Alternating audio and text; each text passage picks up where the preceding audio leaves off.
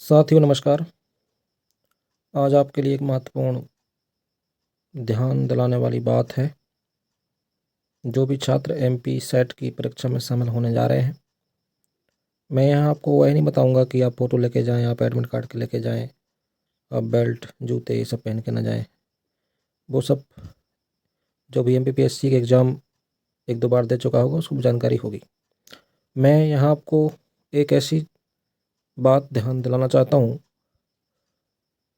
जो यदि बच्चे गड़बड़ कर देते हैं तो उनकी पूरी मेहनत ख़राब हो जाती है। यहाँ बात ओएमआर की भी नहीं है।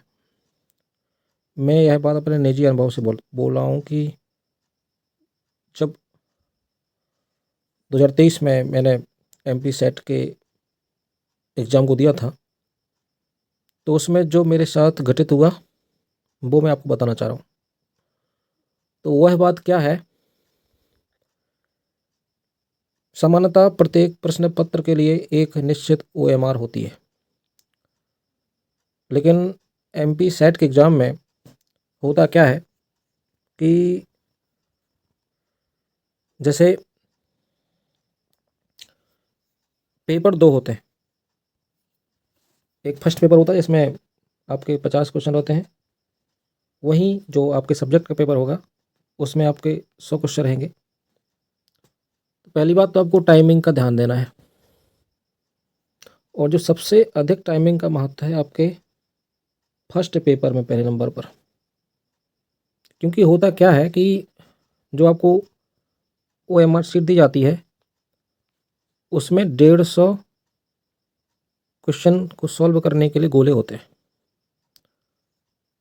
लेकिन जो आपका फर्स्ट पेपर है जिसमें 50 क्वेश्चन है उसमें आपके लिए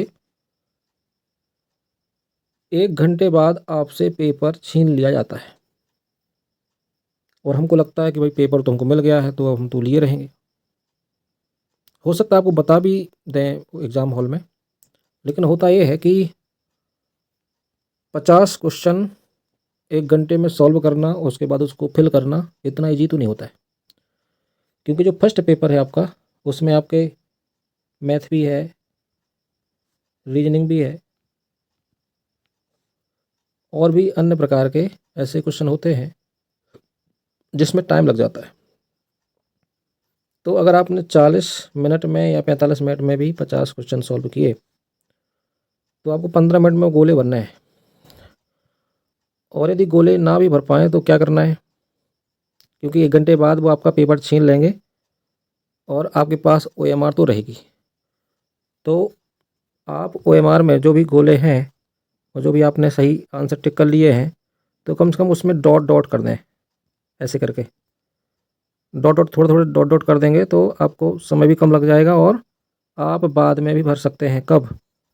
जैसे ही पहला पहला पेपर छुड़ा लेंगे वो लोग, आप उसके बाद इसको भर सकते हैं। क्योंकि जब आपका दूसरा पेपर होगा 100 क्वेश्चन का, उसके लिए 2 घंटे का टाइम रहेगा, है ना। तो 2 घंटे सफिशिएंट है इसके लिए, 100 क्वेश्चन आराम से हो जाते हैं। तो आपको फिर पेपर जो फर्स्ट पेपर का जो हार्ड कॉपी रहेगी वो आपको तब देंगे जब आपकी यह 150 क्वेश्चन की ओएमआर आपसे वापस ले लेंगे वो लोग, है ना। तो फिर हम उस टाइम पर कुछ नहीं कर पाएंगे। और ऐसा अक्सर कई स्टूडेंट के साथ होता है कि जो 50 क्वेश्चन की फर्स्ट पेपर का मार्जिन है, अगर हम वहाँ थोड़ी चूक गए तो फिर गड़बड़ हो जाएगा। ऐसा मेरे साथ हुआ था, क्योंकि मैं सॉल्व करता रहा और टाइम होने वाला था। हालांकि थोड़ा सा सहयोग कर दिया था एग्जामिनर ने, तो मुझे बाद में फिर डॉट डॉट रखने के लिए उसने टाइम दे दिया था। अगर ऐसा ना होता तो फिर हम पेपर से डिस्क्वालीफाई हो जाएंगे ऑटोमेटिक। आप उन 100 क्वेश्चन में सेकंड पेपर में आप कितना बेहतर कर लें, यदि आपका इसमें 35 से 40 स्कोर नहीं है 50 में, तो आप क्वालिफाई नहीं कर पाएंगे। क्योंकि वहाँ आप अधिकतम 60 से 65 70 तक ला पाएंगे। 70 बहुत बोल रहा हूँ मैं, 60 से 65, क्योंकि 100 के आसपास ही यूआर के लिए बता रहा हूँ कि यूआर के लिए 100 प्लस स्कोर या 100 के आसपास स्कोर चाहिए होता है। तो इस नज़र से आप इसके लिए टाइम का ज़रूर ध्यान दें पहले पेपर के लिए, ठीक है ना। बाकी नेगेटिव मार्किंग नहीं है, आप पूरे अटेंड करें। और रोल नंबर वगैरह वो आपके लिए सब जानते होंगे, फ़ोटो, इसके अलावा एडमिट कार्ड, सेंटर का ज़रूर ध्यान देना भाई, सेंटर कहाँ है, ठीक है ना। और बाकी जो मैं बोल रहा हूँ फर्स्ट पेपर के लिए, यह पेपर आपके लिए बहुत रोल अदा करता है, क्योंकि कम से कम 35 तो चाहिए, है ना। अगर 35 नहीं होगा तो काम नहीं बनेगा फर्स्ट पेपर में। कम से कम 100 का टारगेट बनाइए। अगर यहाँ 35 हैं तो सेकंड पेपर में कम से कम 65 तो होना चाहिए। इतना करना आपके लिए। चलिए, यही आपको एक जानकारी देनी थी कि फर्स्ट पेपर में टाइमिंग का ध्यान दें, क्योंकि आपसे पेपर छीन लिया जाता है 1 घंटे बाद और ओएमआर आपके पास रहती है,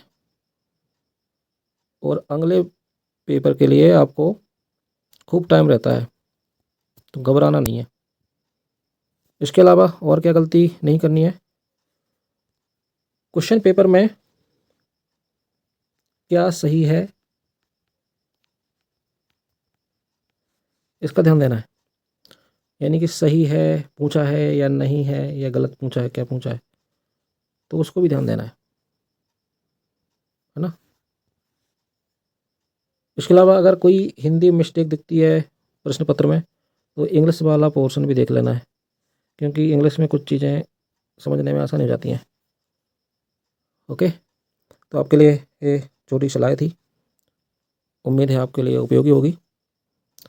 इस प्रकार की कुछ महत्वपूर्ण जानकारी के लिए आप चैनल को सब्सक्राइब जरूर कर लें, और आपके लिए बहुत बहुत शुभकामनाएं। आप ज़रूर अपने टारगेट को प्राप्त करें। चलिए, मिलते हैं आगे। नमस्कार।